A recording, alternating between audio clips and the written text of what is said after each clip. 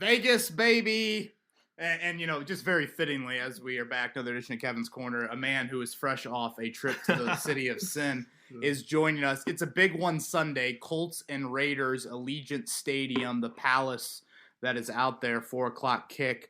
We're back, another edition of The Corner. We've gone to Old Faithful, your favorite 7-iron, just the exact club you turn to when the swing needs a groove. It is Ross Lubbers, my younger brother-in-law, joining us here on The Corner.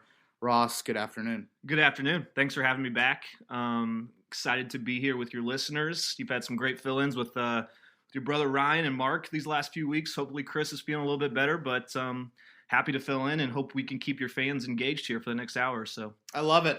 You've been great. We've done this in Florida. We've done this in Northern Indiana. We now do it at the Bowen household. And again, a big one. I feel like I've said that now for about the last 3 or 4 weeks, but that's life in the NFL when you're a team that's 8-4. And even though there's 7 playoff spots in the AFC this year, it's crazy just how this conference has really divided itself from top to bottom. And it is a big one. Big one. I believe it's Ian Eagle and Charles Davis on the call Sunday at 4:05, again in that CBS slot. We'll talk Pro Bowl a little bit today on the pod. I know that might sound crazy, but Pro Bowl voting ends next week. Yes, there's no Pro Bowl this year, but and while I think Pro Bowl voting is an absolute farce, and we can get into that later, I also realize that players, it means a whole lot to make the Pro Bowl. I mean, you have contract incentives.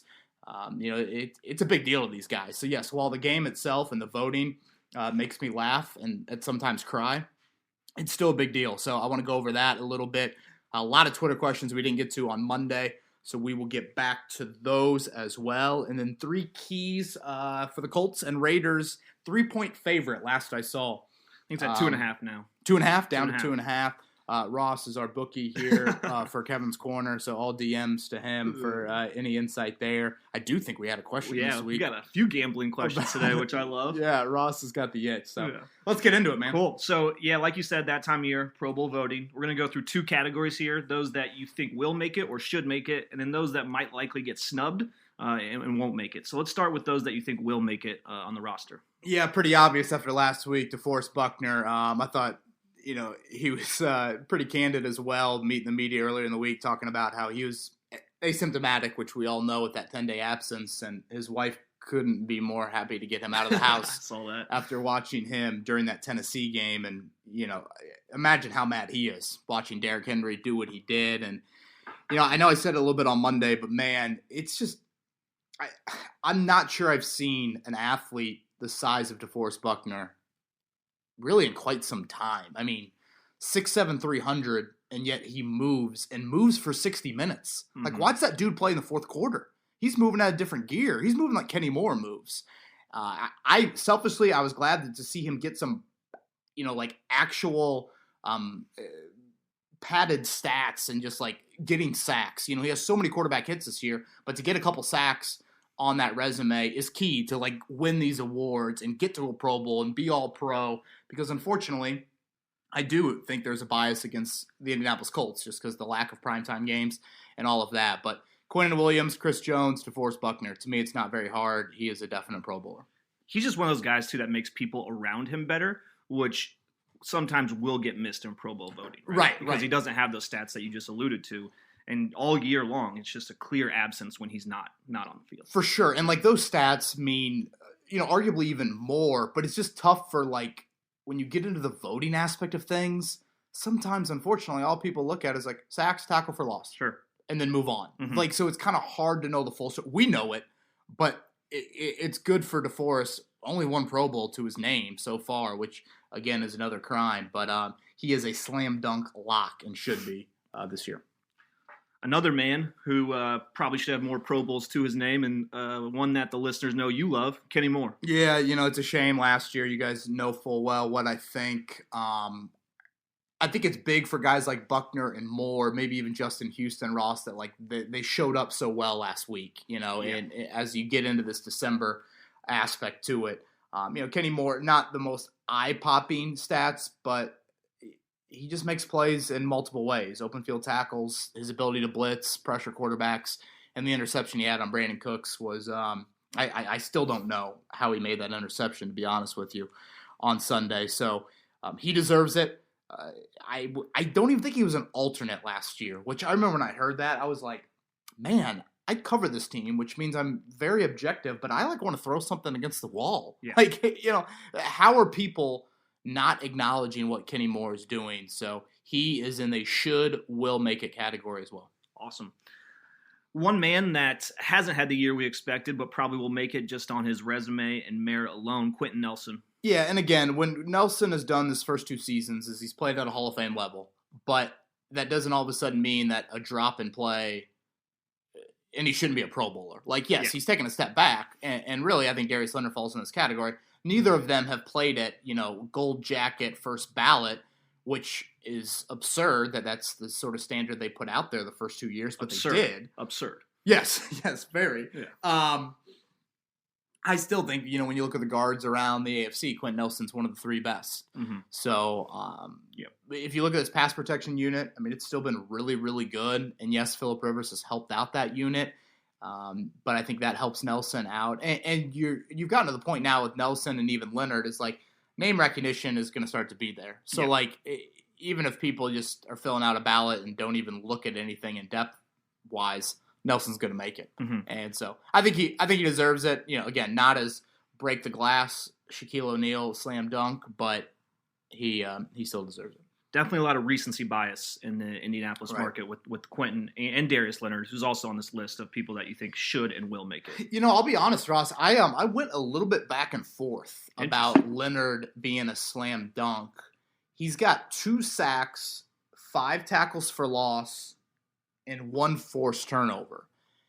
That's not what we're used to from him. And so, at first glance, and I don't know, maybe Leonard would admit this or not. At first glance, I'm like, it has been the quietest year of his 3 seasons in the NFL, which is all in perspective, but I think it should be stated. And then I took those numbers, knowing full well he's missed 2 games, and looked them up and compared them to other people in the AFC, and I'm like, oh shit. He's still. Who else? The Klein kid from Buffalo. Tremaine Edmonds maybe again, but that's more of a Bills bias. When you look at what Pittsburgh, unfortunately, the Deion Bush injury, was huge for them. Kansas City's defense is not something that you really rave about.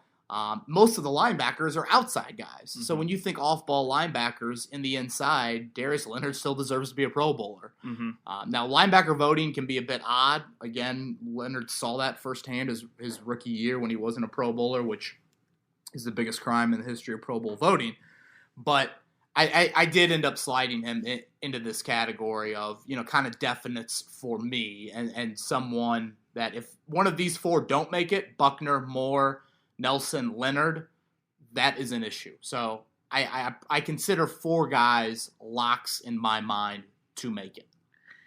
Question for you, Kev. How does social media voting play into these? Because you have people like Darius Leonard who are very loud on their social media platforms, retweet this, repost this to vote for me for the Pro Bowl, but then you have Quentin Nelson who's non-existent. Does that play in a lot into them actually getting into these these accolades? Yeah, Pro Bowl voting is a third fan, a third coaches, and a third players. So I guess we probably should have said that off the start. Some people might be a little bit confused about how people get voted into the Pro Bowl. All Pro is strictly media for that. So, yeah, I do think social media certainly helps. I guess I'll just get into it right now. Rodrigo Blankenship is leading fan voting, and that could not be more of a joke. Look, we all love Hot Rod. And the personality is awesome, but the dude is 9th in field goal percentage in the AFC, 9th in extra point percentage in the AFC. So, it's and usually the Colts have all of these situations go against them. Mm-hmm. This is the one time the Colts have had this personality that, I don't know, maybe McAfee fell into this category, but McAfee was a damn good punter. Yeah. And, Hot Rod's had a really solid year. I don't want this to come off of that I'm ripping Hot Rod. It's simply there is a Pro Bowler means something.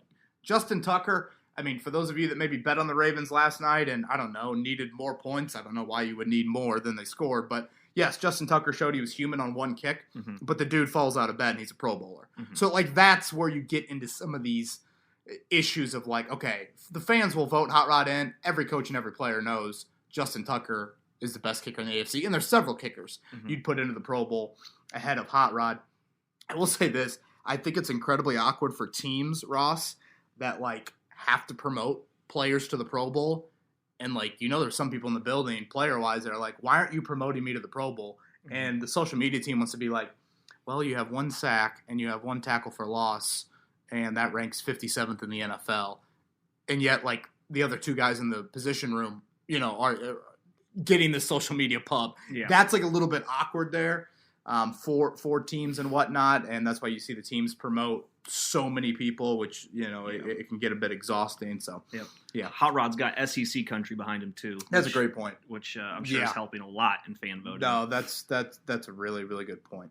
Okay, Hot Rod was on the list of could likely make it, or could likely or won't make it. Excuse me. Another guy, Braden Smith, who probably doesn't get a lot of national attention. Yeah, and that's why I don't think he'll make it, Ross. I mean, I think he's a damn good football player for the Colts. And, think about J.J. Watt on Sunday.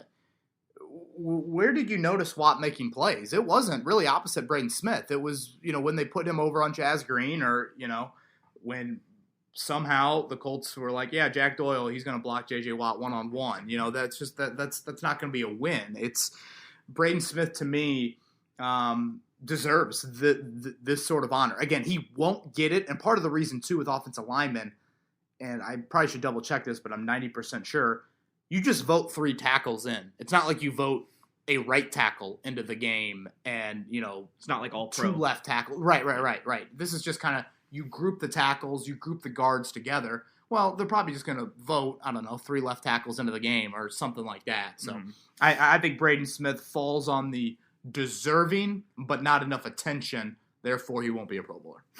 Someone who might not be as deserving because DeForest Buckner has made him better, but his stats are pretty off the charts, is Justin Houston. Yeah. So I guess I ripped Justin Houston on last week's podcast. So when he had 3 sacks on Sunday, my mentions were being flooded. And honestly, if Darius Leonard probably would have had that game and I would have ripped Leonard probably would have come back at me. Thankfully, Justin Houston, I don't think does social media very much. I did find it interesting / reassuring / I appreciated Justin Houston's candor today. He was pretty honest and like, I've had one of my worst seasons in a while in consistently applying pressure. And that's basically what I'm getting at here. He has 7.5 sacks, which is a notable number. I mean, 7.5 sacks through 12 games. I mean, he's on pace for another double-digit sack season, and his ability to stay healthy, I think, is something that has been huge for his 2 seasons here in Indy because he really struggled staying on the field in Kansas City there late. Especially, what's he, 32? Yeah, he'll be 32 in January, playing in a contract year. But this is what I'm getting at here. Like 7.5 sacks, okay, that's notable. Myles Garrett and Stephon Tuitt are probably locks, but then, Emmanuel Ogbah for the Dolphins, Joey Bosa for the Chargers, like he probably falls into that group. But again, from a consistency pressure standpoint, when Houston said that, I went and looked it up. He's got 7.5 sacks again. That's 11th in the NFL. So, a nice pat on the back for that. He only has, I think it's 11 quarterback hits total. That's 41st in the NFL. So again, that like gets back to the point of what Houston made, which I so appreciate his candor and being like, consistently, I haven't gotten it done this year. So he might get it just based off name recognition because people around the league know him. But I'm sorry, he's not one of the top 3-4 rushers in the AFC this season. Absolutely. Rounding it out, we're going to move to the secondary for the last 2 guys here. One person that we certainly would have signed up for to be a part of this conversation at the beginning of the year, Xavier Rhodes. Yeah, huge, man. He's been so big for this team. A little bit quieter in the production category as of late, which, is not how we should totally evaluate corners. That can be a good thing when you're quiet. That means quarterbacks aren't looking to throw towards you. I think he's pretty deserving, Ross, but when you look at Xavier Howard having 8 picks, J.C. Jackson for the Patriots having 5, Denzel Ward has name recognition as a former top 5 pick, and you talk about Georgia Nation, Ohio State and Browns Nation, they don't mess around either. So he might be on the outside looking in, but he's a name that I think should be in the mix. Was he a Pro Bowler at Minnesota? He was. He actually was a Pro Bowler last year, which adds to the varsity, if that's a word, of Pro Bowl voting because he ranked like 130 in passer rating. So yeah, I mean, he's got name recognition similar to Houston. I think he's a 3-time Pro Bowler, was All Pro. So yeah, he definitely deserves it more than he did last year, to be honest with you. But I'm not 100% sure he'll get in. Last one here, and one that I think probably will be the biggest snub, but I would say most of Indy has that feeling because just of the spark he brings, is Julian Blackmon. Yeah, and you know, listeners fully realize what I think of Julian Blackmon, where I believe he falls in the Defensive Rookie of the Year list, all of those things. But safety is the deepest position in the AFC. Minka Fitzpatrick, Jesse Bates, Tyrann Matthew, I assume he's listed as a safety. I mean, hell, he does everything in the secondary for the Chiefs. You know, Kevin Byard for Tennessee. You know, even some of the teams that just suck, like Marcus May for the Jets, Justin Simmons for the Broncos. I mean, it's just a loaded group. So he needs to be in the conversation, but I fully expect that he will not be a Pro Bowler. Not the end of the world to me because, again, it is a really deep position group, and some of those guys are extremely deserving to be in there. I'll have the bigger gripe if he's left off, you know, defensive rookie teams, or, you know, if Jeremy Chin is a unanimous defensive rookie of the year, Fisher's grad, which is crazy that Fisher's High School has produced a potential defensive rookie of the year. If, you know, Chin runs away with it, because Blackmon deserves – at some point, there has to be you are producing like this on one of the better defenses in the league. And yes, the Colts have regressed a bit defensively, which I kind of thought they would, but still, like, they are, you know, in that mix as one of the top, you know, 10-ish units in the league. And, you know, ultimately, if you win the AFC South or, you know, you're a top 4 seed, I think that matters as well. I think team success, especially when Blackmon entered the lineup. I mean, I'm willing to bet if you replay that Jacksonville game with Julian Blackmon in there, the Colts win that game. That might be a bit of a bold statement, but I don't think Gardner Minshew goes 19-20 with Julian Blackmon in there. So yeah, Ross, I got those 4. Like I said, Moore, Buckner, Nelson, and who was my other? Leonard. That I would consider locks. The other ones, you know, you can make some interesting cases for. But Pro Bowl fan voting ends, I think it's next Friday, and I think players and coaches vote after that as well. Awesome. Ready for some Twitter questions? Yes, let's do it. All right, let's hop in. First one from Matt here. I was curious about Nyheim Hines last week. Was he benched after getting visibly upset on the sideline after his return was called back for the second time? Yeah, I'm going to say no. Definitely no. I mean, he was pissed, rightfully so. You know, he had the big return get called back. I think it was a Zaire Franklin hold, and then the safety hold on Anthony Walker. But I just think simply Jonathan Taylor got going in the fourth, and you weren't in this kind of whatever up-tempo, pass-focused approach like you had in the first half. I mean, the Colts threw it, you know, a ton in the first half, but I think Taylor got going, and Frank Reich realized, wait, Jonathan Taylor, during a 40-minute stretch, the game's only 60 minutes long, folks. During a 40-minute stretch, Jonathan Taylor had 1 carry in that football game. Like, that could not happen. So I think it was ride Taylor late. No, there was no benching for a pouting Nyheim Hines. Moving on to Aaron here. He asks, hey, KB, really happy with 8-4. That said, the inconsistency of this team is alarming, as well as the ill-timed crushing penalties the last few weeks. Is a 1 win in the playoffs our ceiling this year? Yeah, I would say right now, yes. You know, you guys have heard me talk. I think it's key for this team to get home field. You know, I'm a big matchup-driven person in the month of January. And I also acknowledge this. A whole lot can change in a month, man. I mean, look at the Steelers right now from an injury standpoint. I tell you what, that was big for the Colts. I mean, I'd so much rather play Pittsburgh, you know, in January than going to Arrowhead again, right? You know? And if Kansas City can, you know, finish above them in the standings, that's what would happen. Kansas City would get that bye, and then Pittsburgh would slot into that 2 seed. So you look at some of the injuries the Steelers are starting to pile up right now. You know, again, who knows what will happen here in the next 4 weeks. I also say, like, not all 8-4 teams are on the same ground. You know, I'm a big believer in, like, you got to look at schedules. You got to look at point differential. You got to look at individual games. just things like, you got to look deeper than just straight up records. Like, I feel better about the Rams or the Seahawks as 8-4 teams than I do the Colts. The Colts have played, one of the easier schedules in the NFL. But I think Aaron makes a point here. It's the inconsistency. Mm-hmm. Right now, for me to say the Colts definitely win a game / potentially multiple games, your special teams needs to continue to do the crazy stuff they've done this season. They have literally outplayed the other team's special teams seemingly every week. And you can't have the short yardage issue like you did on Sunday. And you got to stay healthy. So right now, that is my ceiling. And I think a best case scenario is play the Browns, Titans, or Dolphins. Time will tell. Creighton asks, T.Y. is making $14.5 million this season. What do you think the Colts would be willing to pay him to come back next? Yeah, Creighton, it's a good question. I probably need to crunch some numbers during the offseason on this. I think right around $10 million. It was interesting listening to Frank Reich talk today about T.Y. and how passionate Frank was about T.Y. as a teammate. And a lot of people will overlook that quote and move on. But I think Frank, given his offensive background, and Chris Ballard, with how much he is just locker room, nth degree, T.Y. is not a diva wideout. Mm-hmm. He is not. I mean, folks, wideouts, they just are nuts. They are absolutely crazy. T.Y. is not that guy, and I think that matters. I think that is attractive to the Colts. And I think it matters, especially when you have a running back or a wideout that's on the back nine of his career, which, T.Y. certainly is. I don't think it's, Jack Nicklaus walking up 18 in the year 2000 or something like that. But you have to have a receiver that realizes where he's at. And is he willing to still be a good teammate? And I think T.Y. is, more so than other wideouts. So a pay cut is needed.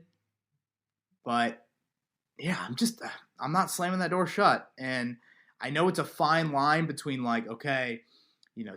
for $10 million or a Kenny Galladay for, I don't know, I'm throwing out numbers here, 14 or 15, or a Smith-Schuster in the same boat. Like, that's tough. I mean, you got to sit in a room, and that's difficult. I'd probably get a little greedy there and try the younger, but I fully acknowledge that I still think T.Y. Hilton can play good football and is an important guy for the locker room, and I think the Colts believe that, which ultimately is all that matters.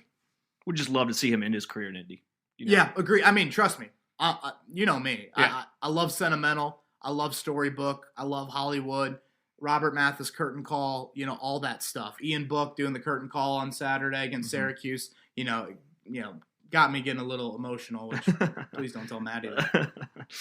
All right. Dalton asks, how large of a factor will Phillip Rivers' offseason surgery be in bringing him back? I've talked to a few people just kind of medical wise, and they act like it's not that big of a deal. I don't think this is like fully Adam Vinatieri situation where 48 years old and every little injury is going to matter a whole lot more to his body than it is to a hot rod's body or something like that.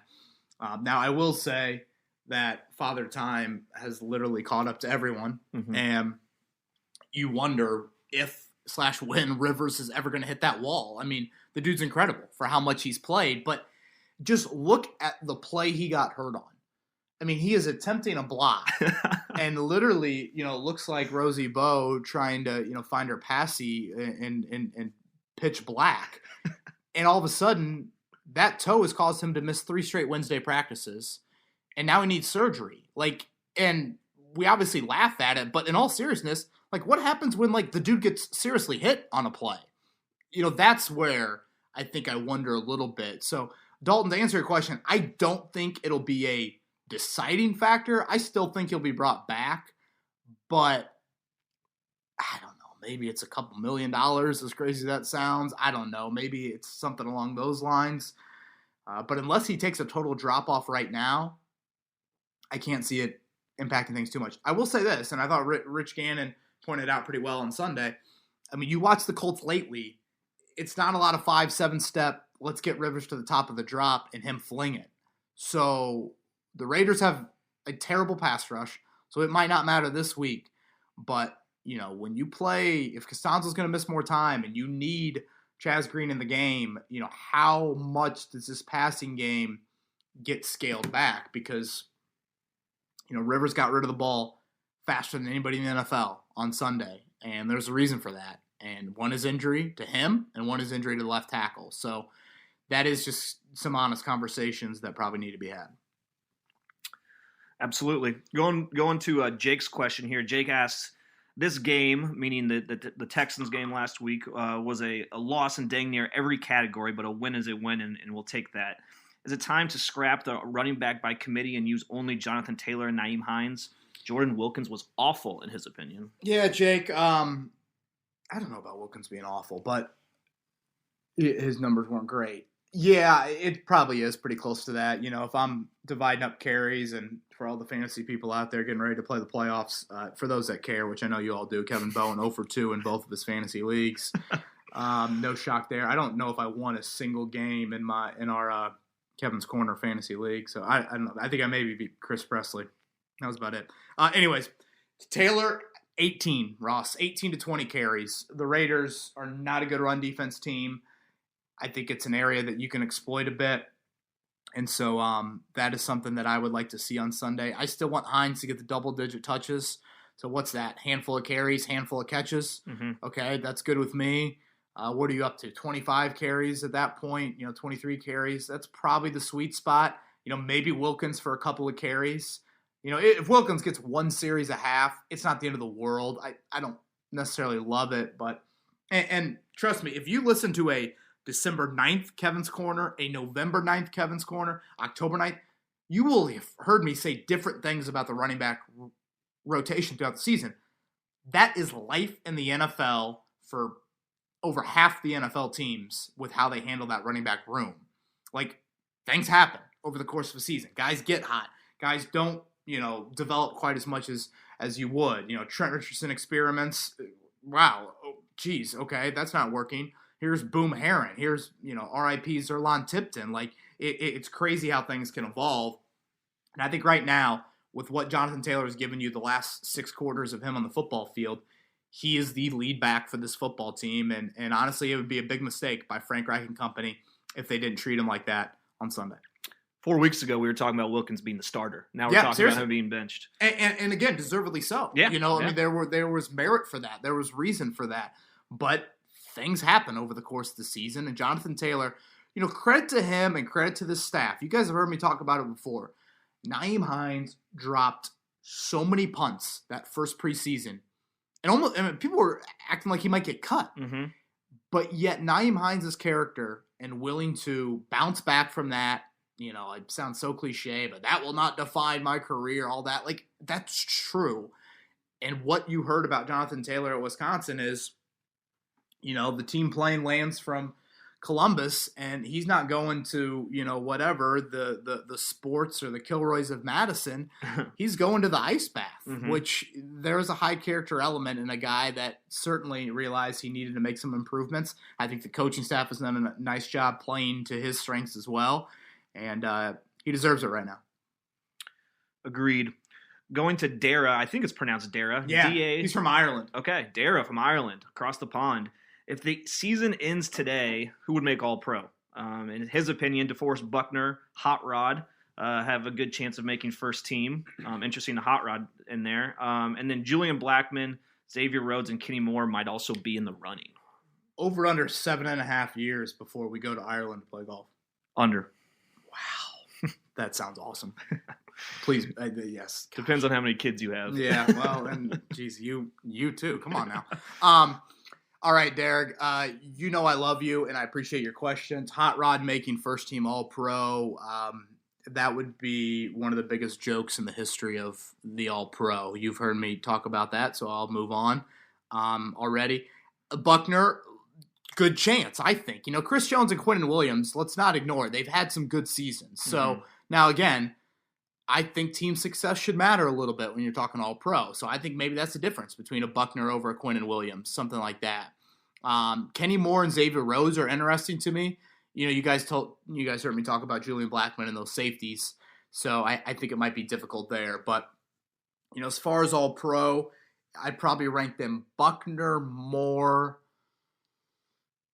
and probably Nelson. You know, it'll probably be more of a second team. And I guess Leonard. I mean, if you're going to go off-ball linebackers again and you're going to weigh it on production, there are some good NFC off-ball linebackers that I should mention.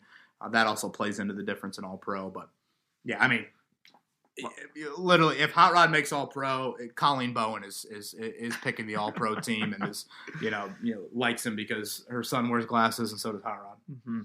Like you said, a lot can happen in a month, too. You're right. Yep, fair. Going to Devin here. Loves the podcast and your coverage. Appreciate that, Devin. He asked, does Jacoby's role in short yardage, is that worth money going forward? Is that just something we're making work this year? Do you expect him to be back? Ross, questions that I would have laughed at 3 months ago, questions that I don't laugh at anymore. Mm-hmm. This is a really good point that Devin makes. Let me make this abundantly clear, though. I don't know if I've ever been around an athlete more self-confident in himself than Jacoby Brissett. And I mean that in all seriousness. He is a very, very he's bullish on his own career, which is awesome. Like, that's great. I think that's a big quality to have as an athlete, or honestly probably a human being in general. But what I'm getting at here is he thinks he should start in the NFL and thinks he deserves that opportunity. In all likelihood, that's not coming here. So it's his decision, too, in free agency. Like, again, you guys always hear me say this. This is a two-way street. So it's two sides to this. I have a feeling he will want to try and make it happen somewhere else. Now, having said that, it's similar to the Hilton thing. I feel like the Colts would love to have him back. Now, what do the books look like contractually? Brissett is what, 27, 28? I mean, a 2 or 3 year deal somewhere else to compete for a starting job might be more enticing than the Colts bringing him back on a 1 year deal. Mm-hmm. But I don't want to overlook, or excuse me, I would say, underlook his role right now in this football team. I didn't find this stat. This is from Nat Newell, who's one of the editors over at the Indy Star. It was incredible to me. You guys heard me talk about 4th and 1 on Monday. It was a joke that Jacoby Brissett was not on the field. I don't get that at all. And then when I saw the stat that Nat Newell had, I'm like, holy bleep. Since 2018, Frank Reich, head coach, 3rd and 1, 4th and 1. Jacoby Brissett, 15 times running the football on 3rd and 1 or 4th and 1. What do you think, Ross? How many conversions? 13. 15, folks. Whoa. 15. He is 100%. That is from Nat Newell from the Star. Dude just falls forward. Yeah, seriously, and his effort is incredible, and obviously 6'4", 230 helps. But, and this is getting me down the 4th and 1 road, and I promise I won't stay on it long, but if you're going to preach analytics, fine. I get it. You go for it there. Where are the analytics that just say Jacoby Brissett's 15 for 15? You at least have to have him on the field. So what I'm getting at is there is a valuable role for him currently. Do I think a backup quarterback that comes in for short yardage should be paid $15 million? Hell no. So that's why I would probably say no, Devin. And I also think Brissett wants to move on. But, I'm going to wait till March. This is not something that I'll totally write off. Another major factor into this question is we've been very vocal as an organization, or maybe you've been very vocal, that the importance of finding the person to hand the keys over in the quarterback position is crucial. If we make a move in the offseason and have Rivers come back to either mentor that person or he wants to come back, there might just not be room for Jacoby. That is a good point as well. And what's tough, Ross, too, is this decision has to come a month and a half before the draft. Yeah. And that's where things get awkward because you never, and you guys have heard me tell this story. I think, Ross, you and I have talked about this. The Saints were literally moments away from drafting Patrick Mahomes. Mm-hmm. And then all of a sudden, Kansas City comes trading up. And now it's Patrick Mahomes for the Chiefs and it's Marshawn Lattimore for the Saints. Think about those two franchises in different ways. What happens if then someone comes clamoring, or, maybe the Saints sit there and say, I don't know, Deshaun Watson, something like, it's so crazy how the draft works. The Colts have the card in for Clay Matthews, and here comes the Patriots, or here comes the Packers trading up, and they never trade up, and they take Clay Matthews. I mean, you imagine those late Manning years with Clay Matthews coming off the edge. Yeah. Passing the torch from Robert Mathis and Dwight Freeney to Clay Matthews would have been pretty seamless. So That is what is so wild about it all, and that's why we love the NFL. Sure. Okay, long one from Marvin here. He says, Marvin? Hey, Marvin. Harrison? Yeah, Marvin Harrison. He says, hey, Kevin, hope you and the family are doing well, and Chris is feeling better himself. In all caps, great win for the boys in blue. I don't know about great, but it was a good win. Proud of how everyone's fought and dug deep and found a way to win. After Tennessee's disaster last week, we are both tied for the divisions, but the Titans have the edge up due to their divisional record. Tennessee's 3-1, Indy's 2-2. Jacksonville game is going to come back to haunt us. Very true, Marvin. How crucial will that game be for the standing at the end of the season? He's alluding to that Jacksonville game. Very. What's our guy? Primus mentioned on Monday or Wednesday. It's a bad one-night stand. Mm-hmm. I mean, it's as bad as it gets. It's I don't know. You don't have money to go to CVS or whatever, and we won't go deeper into that. But it's bad, man. It's it's where you're at right now, and why the tiebreakers, so many of them aren't in your favor. So then he continues and says, which games do you think Tennessee could lose, either divisional or non-divisional, that will help us secure first in the South? So Tennessee's got the Jags, the Texans, the Lions, and the Packers. Not in that order, but that's what they have left. I was looking at it today. The Colts have the fourth easiest schedule to close out the year. Ironically enough, Tennessee is the third easiest schedule to close out the year. What I see there, though, Ross, in those 4 games of Tennessee, I see 3 pretty darn good quarterbacks. I mean, Stafford and the Lions, Watson and the Texans, and then obviously Packers with Rodgers. Those are better quarterbacks than the Colts are going to see. Yeah, I mean, the Colts are going to see Watson, but Big Ben is not like MVP Big Ben, and Derek Carr is, still related to David Carr. So, I think Tennessee could lose, to the Texans. I think they could lose to the Lions. I think Tennessee's a good football team, but when you are so focused on the run game, I don't know, maybe you just aren't as impressive or as big of a lock as you should be. So, I think they could lose, honestly, any of those games, probably not named Jacksonville. I think they need to go 2-2. They go 2-2, we have a shot at the AFC South. Yeah, I mean, that would be 3-1 and, maybe lose to Pittsburgh, I guess. Yeah, I would say 2-2. That leaves your margin for it. It just comes back to how big Sunday is, man. Yep. It's huge game. Yeah. Okay, last thing he asks is any good FanDuel bets on the Colts, including props this week? Oh, wow. Is this you? Is this an alias for you? Marvin? Yeah. I don't ask for your advice on bets. Wow, man. I'm just kidding. Oh, but no, seriously, he really doesn't. He just gives me locks. I mean, what do you got? Wait, Colts, you say 2.5. What do you think? We'll get into predictions later. I think the Colts cover. I think the over is a lock. I think in the dome. What's that at? I think it's 51. Okay. But I think, in the dome or in whatever that spaceship they call out there, I think the offenses are going to show up. Yeah, okay. My locks, Marvin, for the week. I like Iowa's football program. I kind of forget what the spread is, but I don't think Wisconsin's very good. NFL, I like the Dolphins to cover Kansas City. That's 7 points. Some might disagree with that. I think Miami's just a good football team, and just like a solid football team. I don't know if they're going to win a bunch in January, but I just don't look at them as getting run off the field. Mm-hmm.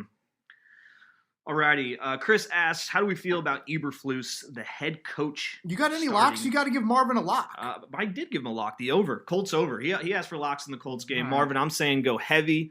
I'm saying multiple units on the Colts Raiders over. Marvin, I also like Chargers over Falcons. Okay, moving forward, we got some more gambling down the line here, but moving forward to Chris, how do we feel about making Eberflus the head coach in 2021? No. This is not Bruce Arians, Chuck Pagano. It's all I hear. I think of all the things that make fans mad, slow starts might be near the top of the list. Have you seen the defense in the last couple months? No. Aggression over non-aggression. Frank Reich over Matt Eberflus. Rather have my offense in place. You guys know how I feel about that. It's just the way the NFL works these days. Yeah, all right, Conroy. Conroy asks, when Jonathan Taylor played his first 10-ish games this year, it looked like he was too anxious to get running and ran into blocks of tacklers and things of that nature. In the games against the Texans, it looked like what you said, that his decision-making was a bit more patient and allowed the blocks to develop. Is he picking that up from vets like Mack or Hines? Yeah, I think he is. Marlon Mack has hung around on this team, which is kudos to him, and another reason why I think he should and will come back next season. But like I was mentioning earlier with Taylor, that there's a character element and a willingness to get better, and like knowing he needed to get better. He's one of the nicer individuals on press conferences. I don't know what that means, but he just strikes me as a guy that isn't complacent, which I think is key as well. And think about Jonathan Taylor. He's always had success. Like from game 2 of his freshman year, nobody could tackle him at Wisconsin. So like that had to be a little slap in the face, water, splashed into your face in the morning sort of wake up call for him. And I think he's taken that and done exactly what you would want him to do with it. Mm-hmm. Alrighty, Georgia asks, I'm listening to your pod and thought of something. They bring Jacoby Brissett in for short yardage. It's his strength. Reich's strength is calling plays in the first 95 yards. Why not let Nick Sirianni take full control of calls inside the 5? I bet we'd have less loaf of calls. Ross, that's top 3 wildest questions I've ever heard. It sounds like one of those things you could bid on at your high school's like charity event. Like you get to call a play on homecoming if you donate $1,000 to the football program. It's principal for the day. Yeah. Can you imagine like Frank Reich dropping the headset and giving it to Nick Sirianni, who has never called plays in his life, on the sideline? Georgia, especially on the 5-yard line when your offense has momentum. That's absolutely ridiculous question, but please continue to listen. All right, Daniel asks, one thing that resonates when it comes to Eberflus is he's been a good coach, especially with the second half adjustments. It reminds him very much of Bruce Arians' time with the Colts, which is high praise. At that time with Bruce Arians, we had the opportunity to secure an overqualified, successful coordinator by making him overpaid in order to keep him. At that moment in time, referring to the Arians period, it didn't make sense just due to the scheme and the players on the rosters. We obviously let Arians walk, and in hindsight, I'd say it was a mistake given the several coordinator changes we've had to make. I feel the same applies to Eberflus. We should aim to keep him for several years to become before another team poaches him, and we hope to find an equal replacement. So what are your thoughts on that, comparing it to the Arians era? I just don't think it's apples to apples here, man. It's, Bruce Arians was a coordinator in the NFL for, he had to have been close to about a decade before he came here to Indianapolis. I mean, he was a head coach. And Eberflus, I need to double check the resume. I'm pretty sure he's never been a head coach. And he's only been a coordinator for, this is his 3rd year as coordinator. So, there are a lot of things that I think are attractive in what make Matt Eberflus an improved defensive coordinator, because I think he's done things differently here in year 3, which was needed. But this is I can't compare it to the same situation. And plus, like, Arians to Pagano. I mean, Pagano was he was only coordinator, I think, for a year, maybe 2, when he took the job here. I mean, Frank Reich had been coordinator for 2 different stops and had done it for 6 or 7 years and had called plays with the Chargers and, been a part of the Super Bowl run with the Eagles as well. I can't. No. I might be a little bit more pessimistic towards this, but I don't think Eberflus is going to get snagged up by someone. No one's going to hire, if they are going to hire a defensive coordinator, I'm blanking on his name, but the guy from San Francisco is the top of the list. Saleh. Robert Saleh. Yeah. No, I think that's a great point, Ross. Like I said on Monday's podcast, like I said it last week, I do think the Texans have some interest in Matt Eberflus, but I think there are several candidates that are higher on that list than him. But again, where are these openings going to come? Like, okay, Jets, Falcons, obviously the Texans' job is open. I know I'm missing some other ones, but there's not a definite 8 or 9 openings, and we've talked about it. It's got to take the right owner. It's got to take the right GM. All right, I agree. Moving forward here, I think you got Anthony. Yep, thank you. Anthony, another long one here, is a longtime Colts fan from New York. Just discovered the podcast, so he loves the idea of answering Twitter DMs. Love it. Yep. Thanks, Anthony. And love that you submitted one, Anthony. His question revolves around the Colts rookie class, specifically Pittman, Blackman, and Taylor. And, because they've exceeded their expectations, what does that mean for the vets at the same position? So Mack, Hooker, Hilton, they're all in contract years, and it all seems to either been hurt or not exceeding the expectations that they currently have. Yeah. I think Mack and Hilton, have chances to come back for sure, and Hooker, no, is kind of my thought on it all. It is fascinating though to break down some of these scenarios, because at the end of the day, like, you need depth, and that's the difficult gauge. And really, when the Colts have 11 or 12 starters hitting free agency, man, like, that's really, really tough to try and kind of sift through and plan B's and C's and D's and E. I mean, it's going to be endless. So, yes, those rookies have shown something, but I also think several of them are at positions where you need some depth and you want some veteran support in that room as well. And maybe it's short contracts. Maybe it's not these 3 or 4 year deals. Maybe it's just kind of a 1 year deal. Yeah, and Anthony does go on in this question. It's more of a statement, but he thinks that it definitely could open up some cap if we do decide to leverage that younger talent on those rookie contracts. That's a good point. So that we can extend people like Leonard and Moore and Autry, and he throws Houston into that as well. No, that's a very good point. And there will be some tough decisions, and honestly, some guys will probably walk, and people will look at it and be like, wait, what? Mm-hmm. Thanks for the question, Anthony. All right, Doug asks, "Hey Kevin, I have a question for the pod. With all the issues at left tackle, why haven't the Colts tried Danny Pinter? Is it Pinter or Pinter? Pinter. There since he played the position in college. Love the pod. Thanks." Yeah, that might be the first time that I ever have said his name right. Pinter. I've been practicing that with Rosie before she goes to bed each night. So. I need to double check this. I'm pretty sure he only played right tackle at Ball State, along with playing tight end. So now I just got back from Colts practice. Chaz Green is practicing. Well, great name, Chaz, by the way. Chaz Green is practicing. He's had a back injury this year. He was able to get through the game with that.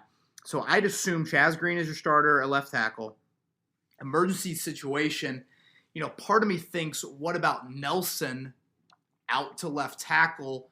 Pinter then into left guard, or Pinter over to right tackle, and then Braden Smith over to left tackle. Again, those would be kind of emergency game day sort of things that you might have to go through. And as we are recording this, the Colts have that open roster spot. They've put LaRaven Clark on injured reserve with a torn Achilles, which, man, you feel bad for these Achilles guys.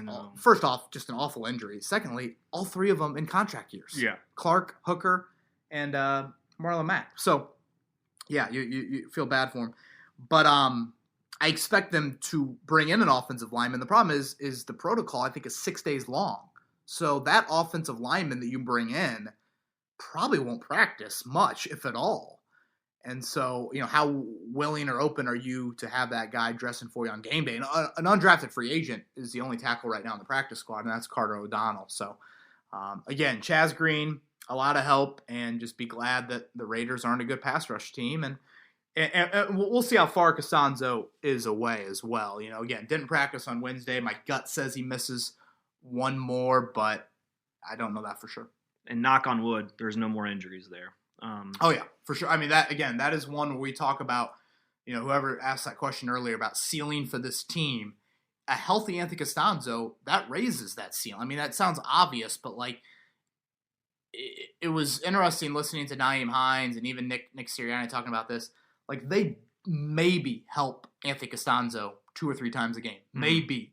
Now it's the running backs got to think about that before they go out onto a route tree. There was a 3rd and 10 on Sunday where they kept Hines in.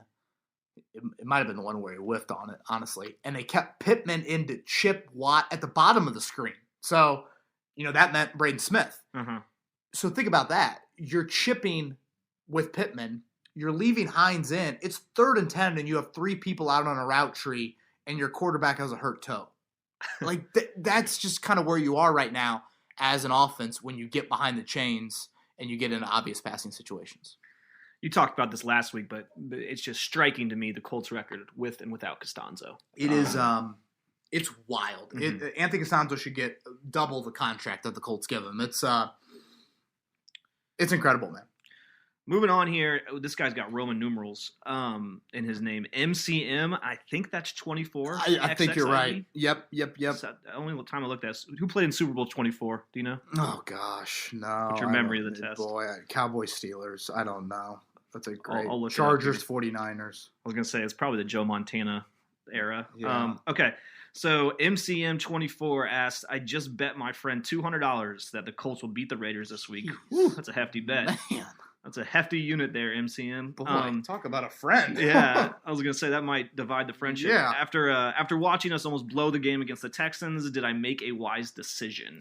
Well, first off, I love the gumption, and I think Ross would wholeheartedly agree with that. You know, Ross and I get a little excited over a $1 bet of are you going to hit this par 3 or not. Mm-hmm. So boy, good for you. Did you make a wise decision?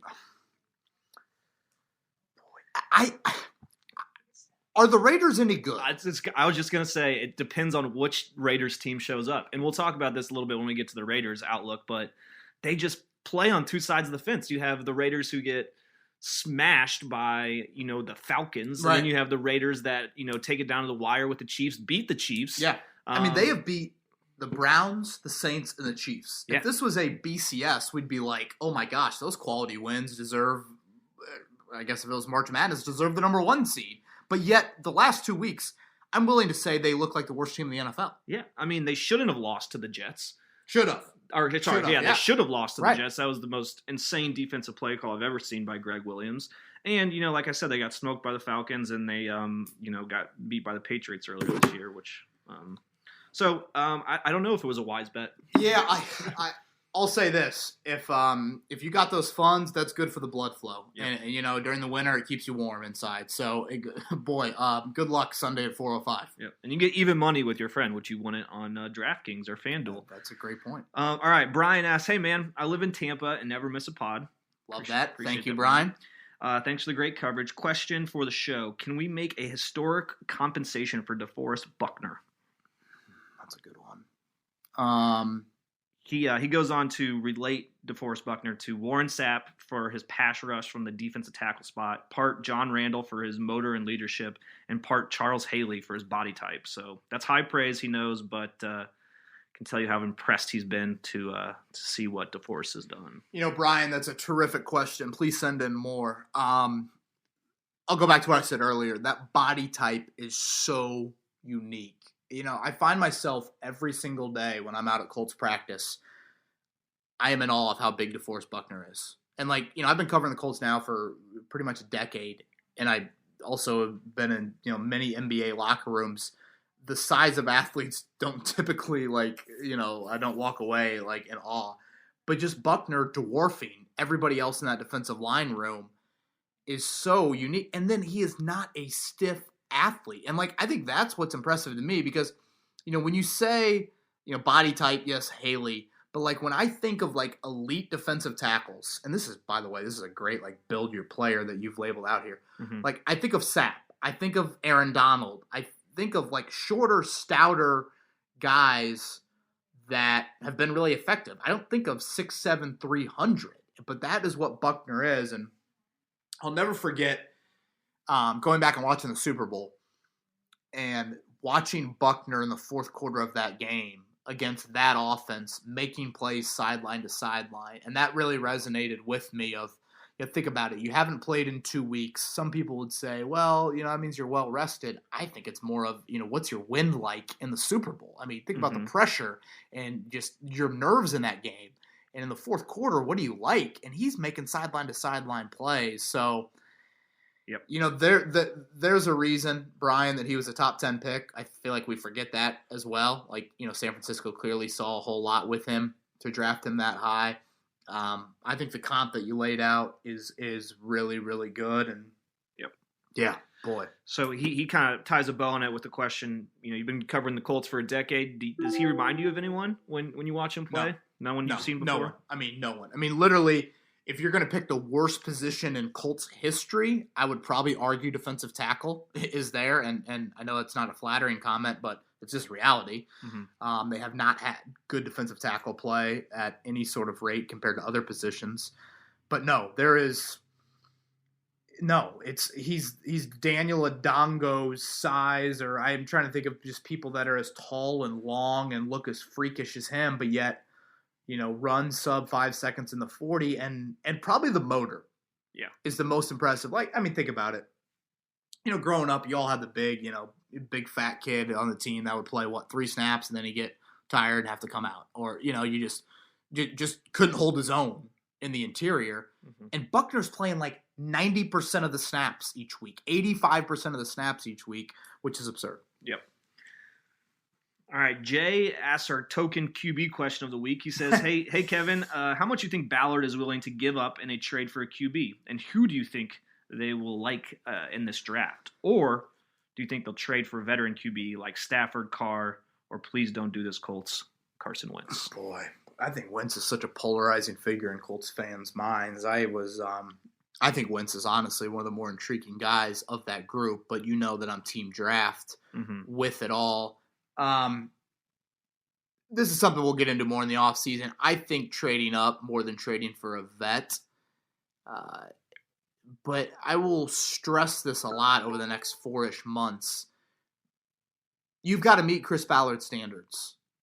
And that's, boy, you talk about not wanting Chris Ballard as your father-in-law to date his daughter. He's got high standards, folks.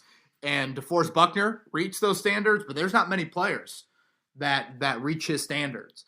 So it's going to take a lot. But the thing about Wentz is that Frank Reich connection and what Chris Ballard believes in Frank Reich. And like ACL injuries are just it's not what it used to be. Like, I don't think it's an injury prone thing with Wentz. I talked about Monday. I worry about him being a bit scarred, but that dude was an MVP quarterback with Frank Reich. And think about the Colts this past year. They signed Phillip Rivers. If it wasn't Phillip Rivers, it was Nick Foles, which, will make you turn off the podcast, but that's Frank Reich connection. There's a lot of trust and inherent belief there. So we'll get into the drafted QBs and the eligible guys later, but I still think trade, but I'm not going to trade draft-wise, but that's kind of what I would like. I could see something like this, but you also have to think about this too. I still believe Rivers is going to come back. And you're not trading for Carson Wentz and then having him as your backup making that type of money. Like, you aren't doing that. Mm-hmm. So that's something to keep in mind. Yeah. Jay Dudd did ask, is there anyone that you do like in this draft? Is there anyone really quickly that sticks out to you that you're keeping your eye on? Yeah, I like Mac Jones in the range of kind of more of a realistic range. I know he didn't play great against IU, but there's a lot of qualities that I'm attracted to about Justin Fields as well.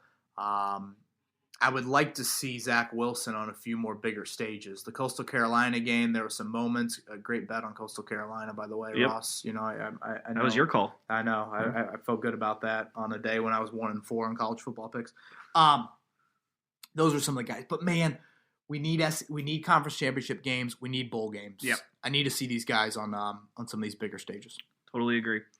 All right, Tanner. Tanner's in a good old-fashioned Twitter battle. He says, I've been battling on Twitter with Colts fans for the past week who somehow think that Jacob Eason will just magically be handed the keys to our franchise next year. He even went so far as to wager $50 on it with someone he does not know. God, we got some chronic gamblers here. So, Tanner wants to know, from your perspective, have you heard anything that would suggest that Eason is the guy for next year? No, I have not. I would be... If you're going to make me pick week 1 percentage chance Jacob Eason is under center in 2021, I can't go any higher than 20. And I only say 20. Seems high to me. Yeah. I know. I only say 20, Ross, because of a broken leg in training camp, or just something wild that would happen there. Actually, your uncle got into a conversation with us earlier in the week about Jacob Eason. And I stress this point a lot with him. This will be his 3rd of 4th season in a row where he has not played as quarterback. He transferred in 2018. He played, 2 games? I think it was in 2017 before he got hurt. 2019, he played for Washington. And here's 2020, and he's not going to take a snap. So, I mean, think about that. You've played one season of quarterback in 4 years, and you're going to hand the keys to the franchise to him without I mean, he didn't play in the preseason this year, obviously. There wasn't a preseason. So, I just cannot see that happening. I've got something up on 1075thefan.com, the Wednesday notebook, if you guys are listening to this later in the week, that I asked Frank Reich today about Jacob Eason because, like I was saying earlier, Phillip Rivers has now missed 3 straight Wednesday practices. Well, that's good for Jacob Eason because that means Jacoby Brissett takes your starting reps and Eason takes your scout team reps. And I thought Reich made a really good point about that means Jacob Eason is seeing the starting defensive line, and the starting defensive line is seeing the backup offensive line. Good thing Jacob Eason is wearing red jersey, obviously. Mm-hmm. But what that means is he's dealing with some pressure, and that's at least something. It's at least more realistic reps. Is it still what you want him to be in where the red jersey's off? No, but at least is something. So, Tanner, you made the $50 bet that said he would not be? Correct. Okay, good. Smart wager, Tanner. I hope your friend does not listen to the podcast because no. Well, it was with a random person on Twitter, so let's hope that person is a real person. God, I love Twitter even more after hearing that. Jeez. What's his name? Jack would be so happy. Oh, man. All right, Matt. Matt asks, who do you feel is the most underrated Colt so far this year? He goes into a little sentiment that he thinks the Bobby Okereke versus Anthony Walker difference in play always pops off the screen. The defense goes from elite to average, and it feels like the offense is kind of target Walker in coverage. Yeah, that's a good point on Bobby. I'd say Khari Willis on defense as well. But to me, I'll go back to Braden Smith. Yep. I was talking to Nick Sirianni yesterday and asked him about Braden Smith, and he mentioned how much better he's gotten in pass pro. I feel like he's been really, really reliable and solid. I just think back to that revolving door at right tackle. Gosder Sherless and I don't know, was it Winston Justice? And, you had, Muhort they tried out there at one point, Todd Harriman's, Joe Wright's, Denzel Good. I mean, Joe Haig. We can go on and on. Mm-hmm. So, Braden Smith for me. Ghost Visible. What a name. Ghost Visible asks, hey, Kevin, I see that Rivers has severe turf toe and requires off-season surgery. What would happen if he had to get the surgery now and Jacoby played until he came back? What would that look like without Rivers? What would we look like without Rivers? That's interesting. That's a good question there. Well, I'll say this. I don't think you beat the Texans on Sunday. Nope. We talked about it earlier in the pod, Ross. Quick rhythm, 2.33 seconds. That's the ball time to throw for Rivers on Sunday. Fastest in the NFL in Week 13. And yet he's still over 75%. So it's not just he's just getting the ball out because it's hot potato. He's finding his guys. He is a weapon in pass protection, Phillip Rivers, even though he runs as fast as I do. He just gives you that. So I don't think you beat the Texans. As I look at these final 4 games, I'd say I'll go with 2-2. Yeah. I don't know. I think Texans are going to be, I would assume, motivated here a week from Sunday, but you know what? With Brissett and how he QB sneaks it, maybe just QB sneak it down the field and see what happens. Get 3 yards of play. Yeah. Brent wants to know about. He has a jersey question. So the Colts coming out in their blue out for the Texans home game. Yeah, I saw that. Yeah. He believes he's in the majority who prefer the blue color rush to the standard home jersey. Is there anything stopping the Colts from switching it to wearing it more? Can you think of a better color rush jersey? I was at the Colts color rush when they lost to the Broncos last year. Was that last year? A couple years ago. The Thursday nighter. Oh, man, that was terrible. And the Broncos wore the all orange. Yeah. Yeah. That was a great color rush game. Yeah. That is the trivia question to the last running back to rush for 100 yards against the Colts, not named Derrick Henry. Do you remember? No idea. For the Broncos? No idea who to play running back for the Broncos. C.J. Anderson with 100 yards on that December game. Hell, it probably was right. Honestly, it might have been December 9th, now that I think about it. You would know the date. Yeah. Okay, Ross, I don't want to sound harsh here, but can I think of a better color rush jersey than the Colts? Hell yes, I can. Yeah. I mean, I'm sorry. I don't want to rip the Colts uniforms too much, but I love the Rams. I love the Chargers. I love the Bills. I don't know. The Colts color rush jerseys don't really get me going. I think powder blue Chargers color rush is probably my favorite. Incredible. Yeah. If you can get Rosie a onesie of that for Christmas, that would be awesome. Get her a Phillip Rivers Chargers onesie. Yeah, I mean, Grover Stewart. I mean, Hot Rod. I don't even care who it is. I like the Colts when they do kind of the bucking Bronco on the helmet. I think we've talked about that before, that Thanksgiving game against the Lions. Why don't they wear it more? They're so steadfast in tradition. Yep. You know, it's kind of how they operate. Pete Ward and that family, Irsay family. Mitch, quick and to the point question. What's up with Kamoko Turi's snap counts? Yeah, I mean, they're definitely low. 10, 4, and 9, I think, are the first 3 games for him. Am I surprised by how low? Yes. But I'll throw in the caveat, Ross, of, I mean, how many 3rd and longs have the Colts forced opposing offenses into? Now, you know, Deshaun Watson was in a few of those on Sunday. And I just think what it comes down to with Toure, and I hit a little bit this on Monday, is he's not the most disciplined rusher. And he's really just a speed edge rush guy. And think about the Colts safety they got. That was a stunt. That was Kenny Moore blitzing and Justin Houston stunting around. I think it was Autry on that play.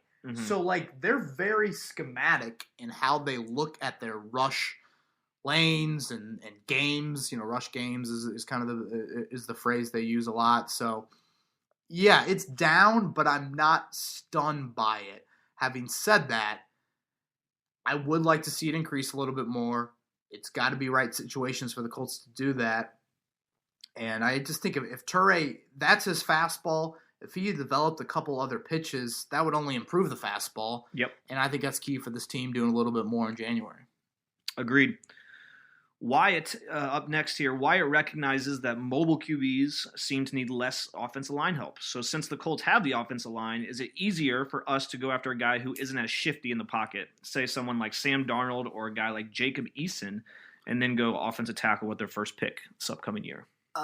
Interesting, Wyatt. I don't like it, though. I'm just such a believer you need to make plays on 3rd down off script. You need to make plays in the red zone off script. Short yardage off script as well. And I don't think you're building around Jacob Eason with that comment there. But I am not going to rule out offensive tackle at all there. I just, you know me, Ross, you've watched enough Notre Dame, Ian Book games with me. It's just the guy, his ability to scramble and keep plays alive, it's just such a subtlety that Tommy Rees isn't necessarily drawing up on the whiteboard, but you know full well when he's radioing down, it's, okay, read 1, 2, 3, and if you don't like it at 2, don't be afraid to tuck that. And it's just such a weapon to have. We talked about this last Saturday or over Thanksgiving, 2 Saturdays ago, just about mobility in the quarterback position is becoming a necessity. Yes. And you look at someone who I thought was more traditional, like Trevor Lawrence, and you made the argument to me that he is so mobile with his feet, but it's something that it gets overlooked. It's just something you need to have in your toolkit. Yeah. Coming into you do. And I mean, Lawrence will test very well. I expect him to run 4.6. I'm not even like full on board. You need to run 4.6. Like, I just, 4.8 is good for me. Like, it's not something that I think you need to be Lamar Jackson. But in today's NFL, with how defenses and just game plans operate and things like that, you got to be able to do a little bit with your legs. You think you'd beat Phillip Rivers in a 40? This will sound absurd, but I honestly think I could. I think you could, too. I think it'd be close, but I think you'd edge him out. That means a lot. Thank you for saying that. And I'd pay $50 to watch that 40-yard race. And I say this with the full transparency that Phillip, I believe, is a Hall of Fame quarterback, and obviously there is no ripping of his ability to play the quarterback. His intellect, I don't think, is – I probably underestimated it, honestly. Yeah. He's incredibly smart. But, yes, I think in 40 yards, yeah. I'm putting my money on you. And with the turf toe, I think I might beat him by 3 or 4. I don't know, 3 or 4 yards. All right, last few here, and then we'll get into the Raiders' prediction and keys. This one comes from Julius. He feels terrible for LaRaven Clark, which we all do, but isn't Chaz Green better? Seems like the pass protection has held up better with him. Also, Sunday's game was proof to me that we have to package picks and get a young quarterback. Likelihood of that happening. Yeah, I'm not ruling it out, Julius. Likelihood, obviously, it's not going to be like 80% or something like that, but I do think Sunday was proof of that, and Chris Ballard had to be watching that, thinking that exact same thing, and I certainly watched it several times and had that thought. Is Chaz Green better? I mean, it's like Yeah, I guess. I was kind of ready to see him start. He didn't have great moments on Sunday. He wasn't horrific, but I mean, the whole Watson Texans thing. Yeah, I said this on the radio on Monday.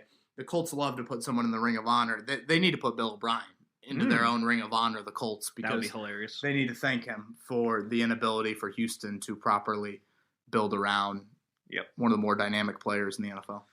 Yeah, unfortunately, he's not going anywhere, and O'Brien is out, so got a new chance to do it. You think about it, Ross. If the Jags, somehow get that number 1 pick, I mean, you're looking at a division with Trevor Lawrence and Deshaun Watson for the next 10 years. That is, that to me would want to force my hand if I were Chris Ballard. I don't know if that's the proper way to look at roster building, but I don't know how you don't look at your division and think, oh, geez, we need to do something. Thank our lucky stars for Greg Williams' incompetence last week. Unbelievable. Yeah. All right. Preston asks another QB question. If the Colts decide to draft their next QB in the draft, do they re-sign Rivers as a bridge QB, or do they go after someone like Fitzmagic, Trubisky, or another mediocre QB next season? Thanks. Keep up the great work. Thank you, Preston. They re-signed Rivers. Yeah, as long as he wants to play.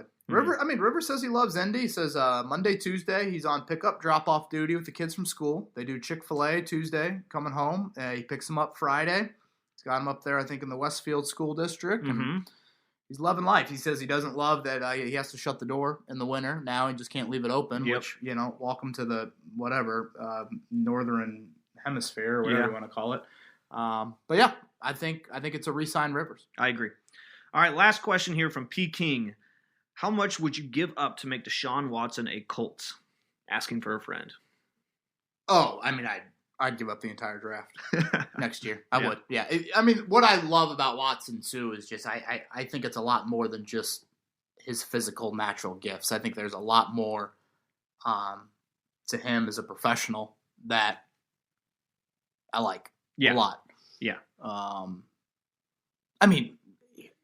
Chad Hansen. Ross, yeah, I know. I was about to bring it up, but I didn't want. You talked on it so much last pod. I mean, who is he? Did he coach you in basketball growing up? It sounds like they just got him off like a lacrosse, literally like a lacrosse team. Yeah, plays for John Hopkins or something. And, exactly, he plays for the New England, Storm in the lacrosse.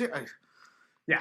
Whole draft, Peking. Whole draft. I don't have to work during the draft. It'll be great. We all can watch it, drink beer. He's worth the whole draft. All right, that's it for Twitter questions. Nice.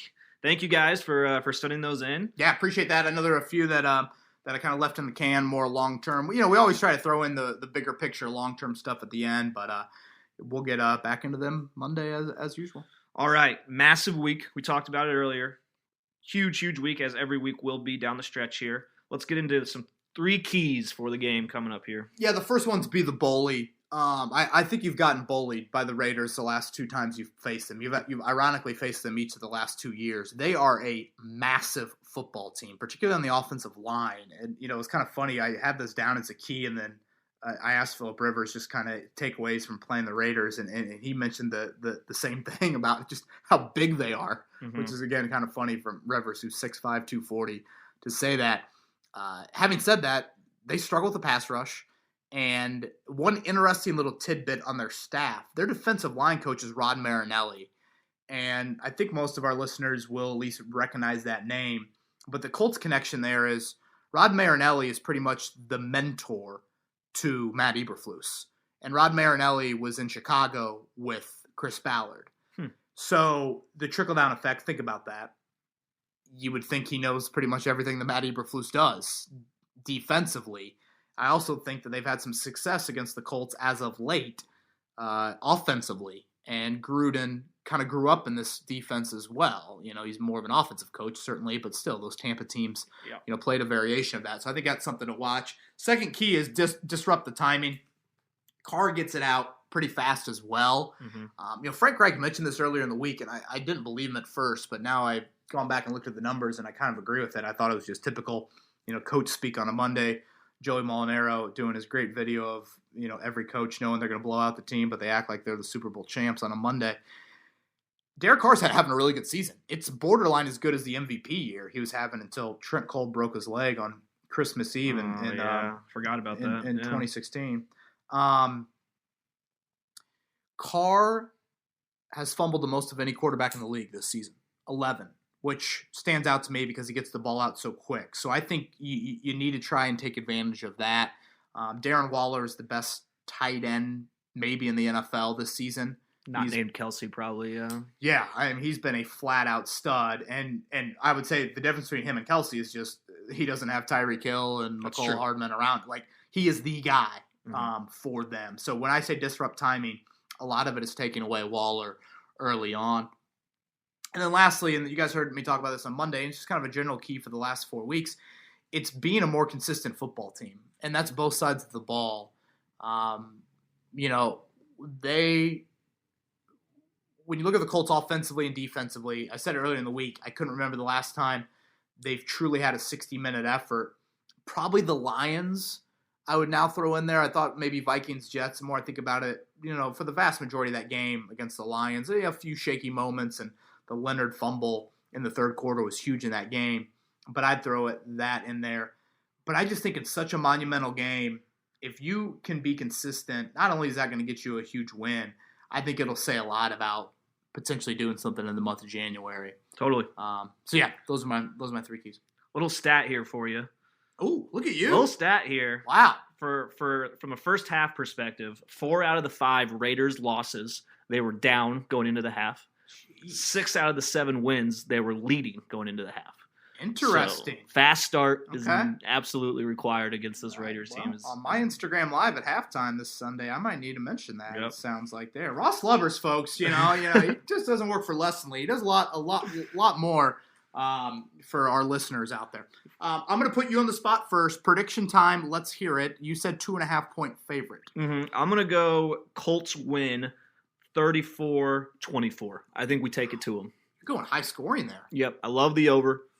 I think we get out to a fast start. I think Eberflus figures it out early, and we limit them to probably 14 points in the first half, come out with good second half adjustments. So I'm going Colts 34, Raiders 24. I'm curious to see the injury report from Vegas today. They practice a lot later in the day, obviously, than the Colts because of the time difference. Josh Jacobs is a name to watch. Jonathan Abram as well, even Trent Brown, now that I think about it. But Jacobs especially, I thought he ran really well against the Colts last season. And it's funny, when running backs are drafted in the first round, and then I see him in person, I'm like, oh, yeah, that is kind of why people are crazy enough to take a running back in round 1. But the Raiders have struggled big time in points allowed. They're 28th. And Ross, I think that game on Sunday was crazy emotional for them. I mean, think about it. Like, you think the season is over because you've just lost the Jets in more ways than one. And then you come back and win the game, and then you're traveling cross-country home. That is an emotional game, as absurd as that might sound. And I think that kind of gets to them a little bit. I'm going Colts 30, Raiders 23, and that win really should help the Colts get into the playoffs. It won't 100% stamp it, but it'll get pretty darn close. Baltimore winning last night wasn't ideal for the Colts, but I think they get it done in Vegas. This is a big statement game for their confidence, right? This is a team that you expected to beat the Texans last week and you snuck away with one. This is a team that we talked about it earlier on the pod, but just their resume, they have some great wins. Have some bad losses. So, to come out and hand it to them, I think does a lot for this team's confidence going into January. Lastly, I'll throw in this. A couple things I want to see the Colts here in the final quarter. Hilton and Taylor looking like number one and number one wideout, number one running back. Just the protection with or without Costanzo, whatever your O-line looks like, being satisfactory because your quarterback can't move. Defense showing up earlier in games.